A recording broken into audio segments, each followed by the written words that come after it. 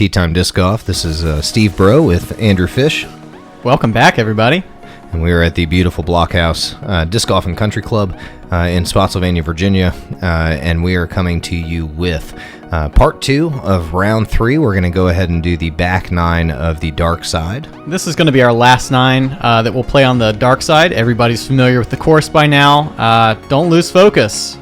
We've got 27 holes to go in the tournament, and it is still anybody's game. Yeah, you gotta finish this 9 strong here going into the afternoon on Sunday at the sunny side.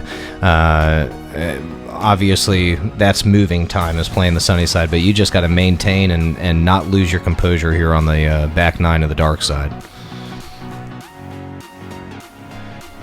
So we've got yourself, Andrew Fish. We've got Chris, MJ, and Steve Miller on the card here. Yeah, this is a Southeast to Mid-Atlantic card. Bunch of super solid woods players, and what a course to have them on. Yeah, that's one thing about the East Coast is you do find a lot of wooded courses, and the dark side is one of those notorious for being one of the more difficult holes. Yeah, one of my favorite things about this is the first 1100 rated round was thrown on this. Yeah, Mr. Brian Skinner. Yeah, Brian's now playing Masters. He's out of the Newport News area. Yeah, and he's been in Virginia Beach for a long time. Yeah, so he shot, I think it was a 41 on this course, which is just unfathomable to me. Yeah, unbelievable. Yeah, but the first 1100 rated round in PDGA history, I think my good friend Justin Medore was on that card with him and watched him shoot that round. So yeah, what do you do about that? Yeah, it would have been so exciting to see. So here we go. We got Chris starting out on hole number 10. It's going to be a dogleg left, goes down and then up back to the basket. Pretty tough hole. Yeah, so there's a couple trees in the middle of the fairway that you're aiming at, and you got to pick whether you're going to go deep or inside of it. Chris opting for the strong hyzer play and just hit something a little bit. He just kept it a little bit wide. Yeah, I think he pushed it too far inside. It's amazing how fast his disc gets there, though. Yeah, Chris has a lot of pop and a lot of control. MJ's taking a slightly different approach by going Comet. He wants it to drift left. He hits that Guardian tree. Yeah, that did not kick where you want to be kicked there. Now, what are you throwing here? You've got the Undertaker? Yeah, I'm going with a beat Undertaker, trying to let it get high and then fade left. I guess, yeah, that's what I thought happened. I didn't hit anything. I just kind of sawed it off a little bit. We'll see if Steve can make the adjustment and put this thing up. And it'd be nice to see somebody get inside the circle here.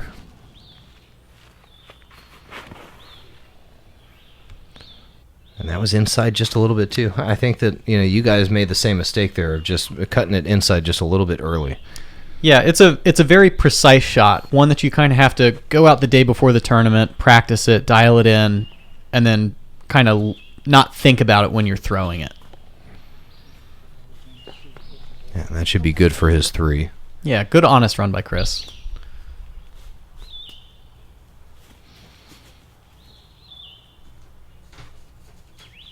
And you can tell it's dense. The woods are dense. It's hard to get out when you get yourself trapped in just a little bit. You could be 10 feet inside the woods and have almost nothing. So. For sure. I'm probably inside circle 2. MJ's right beside where I was. And you really just have to pick a gap and try to get through. It might not be more than a disc width.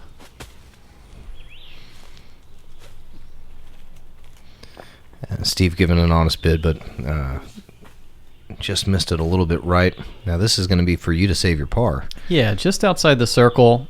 Not what I'm hoping for on this hole. Just left that right a little bit too.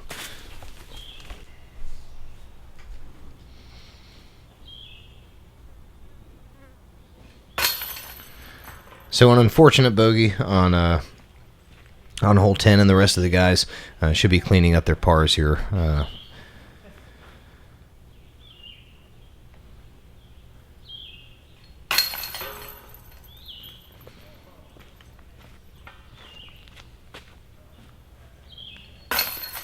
Those are at least low stress pars for those guys. That counts for a lot on this course. So they were calling for some pretty nasty weather for today out there, and fortunately for us, it looks like it passed everything by. And God, what a weekend! I mean, it was beautiful on Saturday. It is even more beautiful here on Sunday, and just couldn't ask for a better time to be out throwing for sure. Yeah, it had rained a lot the previous week or two. I know the Am side, they had dealt with a lot of rain, and the courses were very wet. Some trees had come down. But by this time, they were looking fantastic. A lot of the volunteers took care of everything that came down, and we get to reap the benefits. Yeah.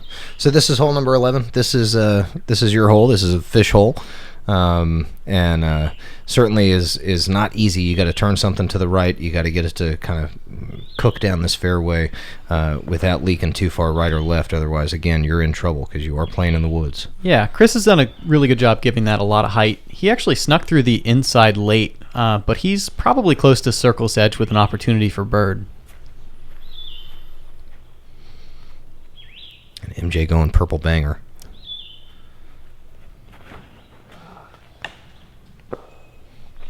I am shocked that MJ has missed this 2 rounds in a row. Not that he's not birdied it, but that he just hasn't gotten the fairway. Yeah, MJ knows this hole like the back of his hand, so you certainly expect him to get one down there. And that was a good shot by Steve.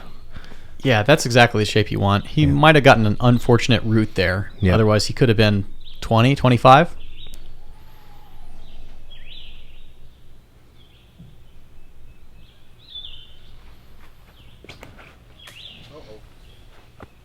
And just a little bit inside. I remember you hear people hit the gong there hanging off of the tree sometimes off their drive, and that's when you know you threw a decent drive. But man, you'd hate hearing that. Yeah, you should get a 3 from there, but it'll definitely razz you. Yeah. From what I understand, I almost killed somebody on hole 17, so it's good that I missed. Interesting shot selection, though, throwing that flick straight up and down like that. That was the window. Yeah. Oh, man. Almost got the 2 there.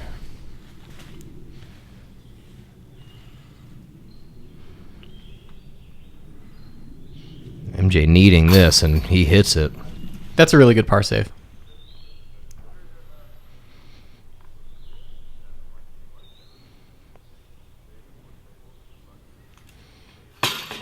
Oh, my gosh. You got to love the nubs. He didn't get it quite high enough to really believe that's in, but there was a lot of action off of that basket. Sure.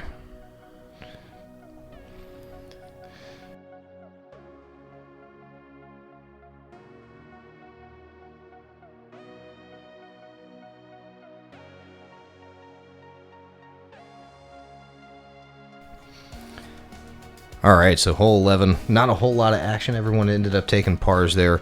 We move on to hole number 12, which is a 300-foot downhill.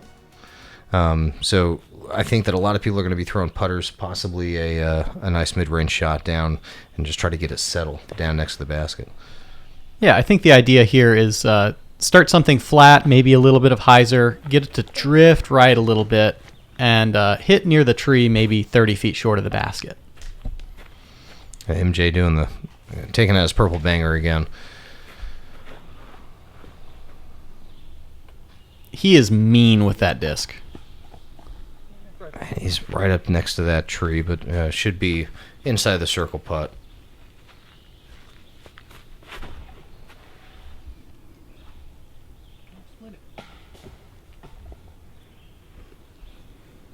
Steve goes Nova. Gets maybe 50 feet or so. He'll have a downhill look at it. And you're throwing this roach, right? Yeah, that's just a beat-up roach. I want to start it on hyzer and let it drift. That just looks ideal. Oh, my gosh. Ugh. It had to look good the whole way from the tee. It did. Unbelievable. Once I realized that I had thrown it too hard, I mean, I was happy to commit to my shot after the previous 2 holes. I'm just glad the basket got in the way. Ah, Steve just draining one. Speaking of baskets in the way. Yeah, I mean, you had to think that, there is that OB rope. You can see it down behind the basket there. That is one of those cases where you could be coming close had you not made contact with the basket. For sure. It was a fortunate mistake. And MJ making easy work of that too.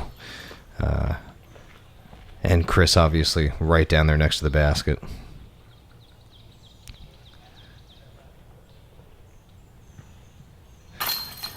And we're going to look at a star frame.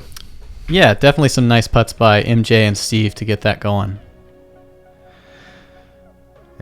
Not a bad result, getting 4 out of 4 there. And we're going to move on to hole number 13. It is a little bit further now, obviously, when they push this basket back a little bit. But one of the more technical shots, you got to throw something nice and low, get it to skip up as close as you can to the basket. Certainly a two-able hole, but one of the more difficult par threes. For sure. When they pushed this back, it changed it from between a mid and a fairway to between a fairway and a distance driver.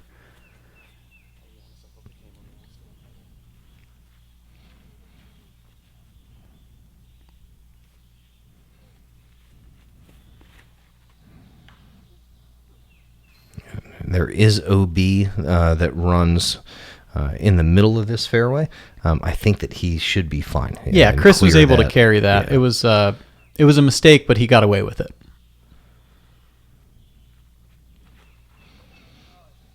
MJ leaking that a little bit right, but yep. He knew what his mistake was there.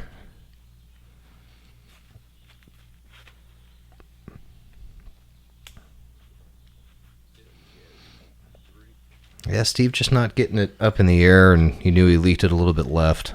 Yeah, it used to be that left side was viable. You could still get a putt out of it. Now you have to push to the right side and get something flexing just a little bit. And I'm going to make that mistake as well. You've probably got the closest look at it out of the grouping, though. It's still not what you expect or want. Oh, and MJ with a good-looking run at that thing.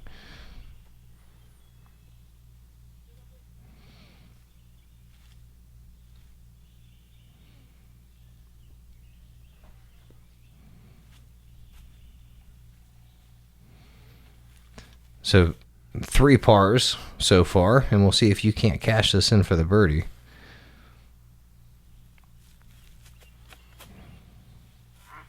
Yeah, just a little bit right.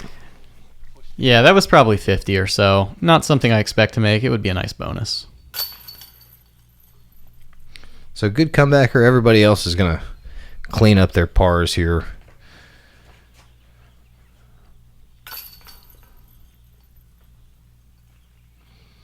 This is the part of the course that that if you can get on a run, you can definitely get some birdies together here back to back. Definitely. The holes going across the creek are reasonably open. You're not dealing with as much in your way, so long as you carry the creek and have a solid putt running. Now that T sign is a little bit misleading. This hole is 400 plus, and they did extend this hole back. So they pushed the tee box back on hole number 14, and it is definitely difficult. It makes this initial shoot that you have to go through a little bit tighter. You have to hold something straighter for a little bit longer. So yeah, this is a shot that you have to commit to 100%. If you get caught up on the short side of the creek, you're going to have to scramble a lot. And you have OB that is on the left-hand side that runs not that far up. I mean, if you get up about 315, 325 feet, you're going to get past where the OB is. So,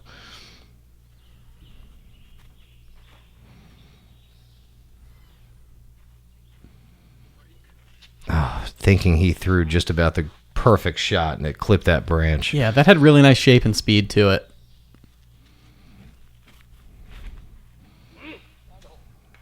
And that could be trouble.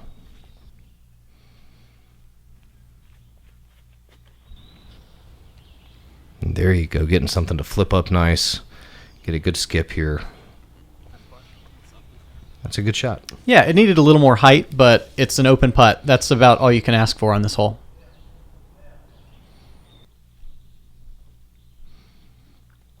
Here's Steve.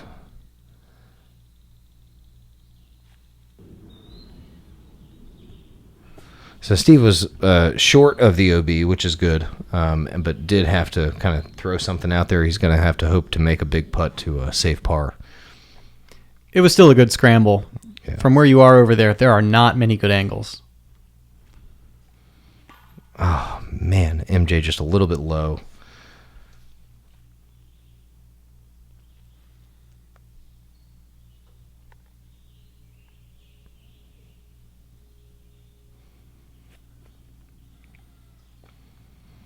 So Steve, unfortunately, taking a bogey.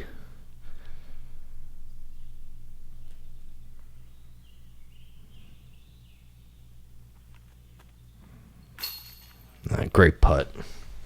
That one felt good. It's good to get back on the birdie train.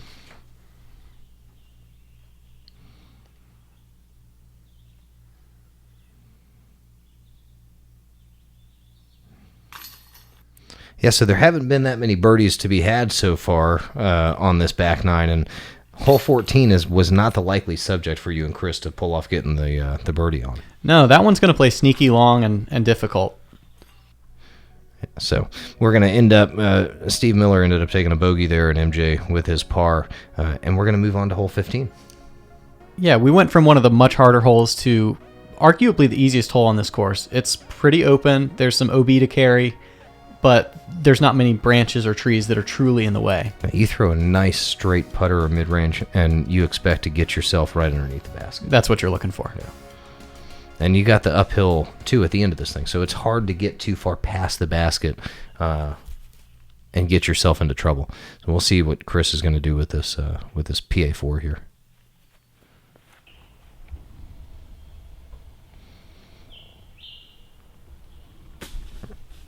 And just about perfect. Yeah, you'll take a 12-footer on any hole on any course. Oh, yeah. He used that down tree as his backstop.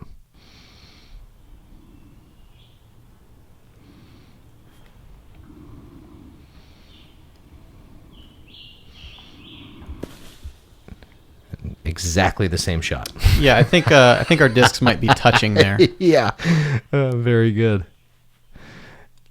Let's see if MJ can put this purple banger underneath it.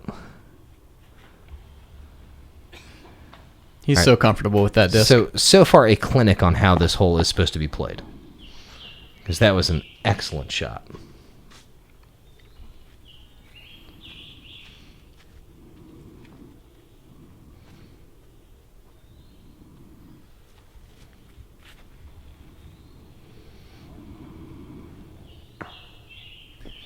So we've seen Steve throw that white Mako 3 times now, and he hasn't quite gotten it to flip up. Yeah, very good result after kicking or hitting that tree. Let's see if he can capitalize. Very good, Steve. That's solid. Yeah. He knows he kind of got away with one there. And the rest of you guys should be cleaning up here. Yeah. So we're looking at another star frame. Hole 15 is one to get, though. I mean, that's if it's going to happen, this is one of the holes that you expect it to happen at. Right. That's your last easy birdie chance for the round. Because 16, 17, and 18 do not give them up easy. Yeah, no, you don't finish very easy here. Hole 16 is you got to throw the perfect shot to get a putt. And if you end up getting your 3 on this hole, I think everybody would walk away saying, okay, just give me the 3 and I'll be fine, you know. For sure. You'd take that all day.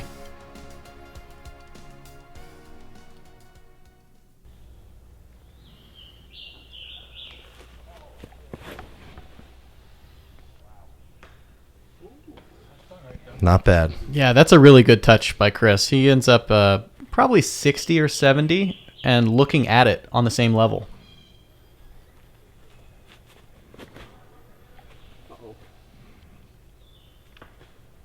All right, just squeaked by that first tree. That was good. You don't want to hit that and end up... There is OB down below, which MJ found in the first round, but... Oh, man, that was looking good. That was very nearly the perfect line. I think a foot left or a foot right, and he misses all those and might be inside the circle. Yeah, and skipping. And here's Steve slipping on the front of that tee pad again, and he just went a little bit early.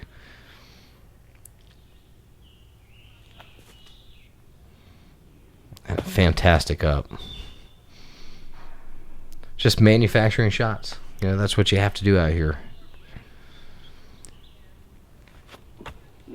It's really important to be creative on a course like this. You might have your plan, but it's going to come off the rails in a hurry.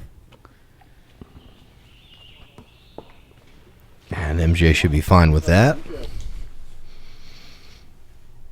Yeah, so here's the closest look at the 2 attempt here, and I guarantee Chris is going to give it enough.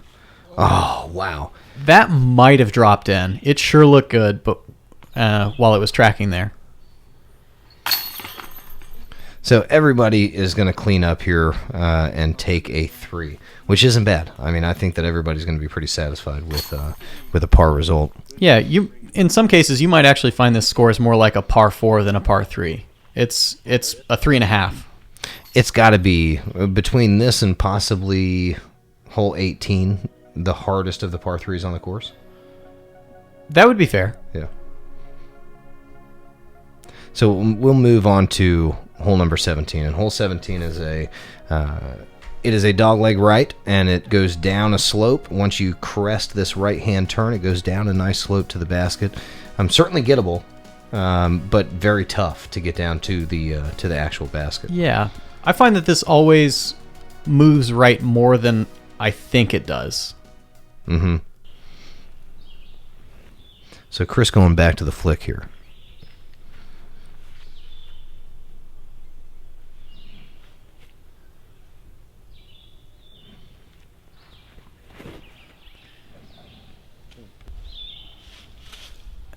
And that looked very high and inside. He's kind of between hole 10 and hole 17, but not more than 100 feet out. It did look like it came out high.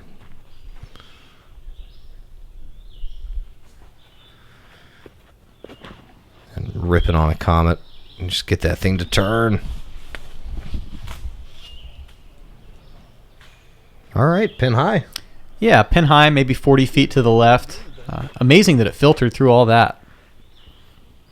MJ's also going to go Comet. It's fun to watch these blind shots on film, huh? It really is. What I think is happening might not actually be how it gets there. MJ going inside the Guardian tree. Wow. And filtering so perfectly. Unbelievable. I mean, he will be extremely satisfied with that result. Yeah, he told me that every time he parks this hole, he goes inside of that tree. He's not trying to, but he does it. And Steve just going too far inside. Hopefully he'll have a look down that path to the... that answers that question. On a knee with a flick and just trying to get something up and close here. Wow, that almost went in. Oh my goodness, that would have been an amazing 2. Yeah.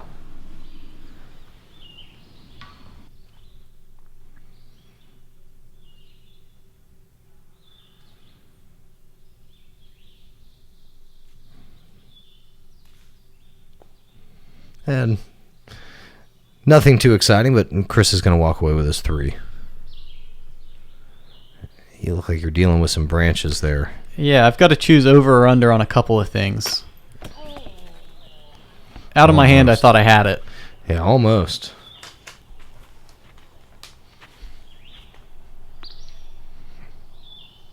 And Steve going to save his 3, and looks like MJ is going to walk away with the only birdie on the hole. Which, I mean, just what a spectacular drive. He still hasn't gone yet. Yeah, it's always nice to watch everybody else have to putt their pars while you're still waiting to tap out your bird. We didn't even show MJ putting out. But he did get the only birdie. So we are going to move on to hole number 18. Certainly one of the more, as I just said, one of the more difficult holes, par 3s on the course. You got to split this gap way up the fairway. Yeah, and it's playing more uphill than it really looks on film. It's probably going to play closer to 350 than a stated 299, so it's between a fairway and a mid for everybody.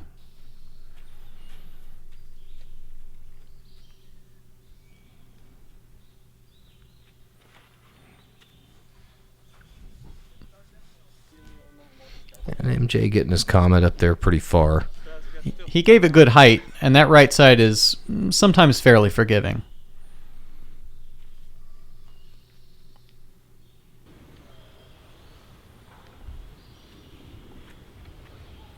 Here comes Chris's shot.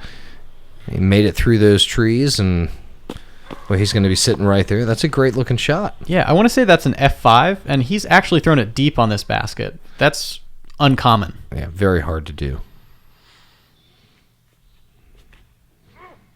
You just leaked that Comet left a little bit. Yeah, I knew I had missed that right out of my hand. Very frustrating. Well, you played it precisely in the last round, so you had that expectation going into this that you could do the same exact shot again. And here comes Steve getting one to skip. Oh, almost. I definitely try to avoid that expectation because if you start counting your chickens before they've hatched, it rarely yields good results. Yeah, you do. You get yourself into trouble. I know what you mean. Everybody else is up here with an opportunity for bird. Steve from probably 50.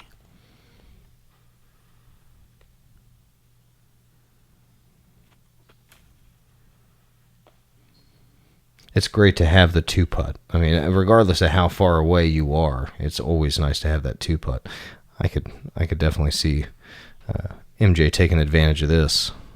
Oh yeah. Yeah, that's how you finish your round. So he's going to end up with a 47. That shaped really nicely for MJ, the way that he throws that Anheuser putt and just lets it kind of come right back into the chains. And here you are to save your par.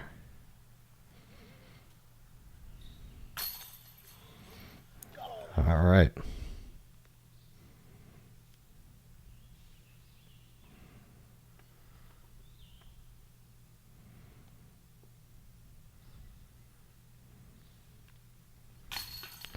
And Chris with a great 2 there to finish up. Yeah. Great way to finish your round by 2 and 18. Absolutely. So he and I are both going to come in with 49s. Which you're going to maintain a 2-stroke lead over him overall. Correct. And then MJ not far off of Chris. MJ is going to finish up at 23 down, which is only 1 back. And then Steve Miller at 17 down.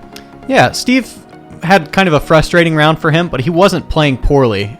Just sometimes this course can kind of surprise you in ways you don't expect. So, again, we thank you for tuning in. Thank you to Mike and the Blockhouse for hosting the event. We certainly have a good time year in and year out as we celebrate Memorial Day at the Blockhouse. Thank you, Fish, for coming out and doing the commentary with me. Thank you for having me. We are going to be back for round number 4 of the Sunny Side at the Blockhouse.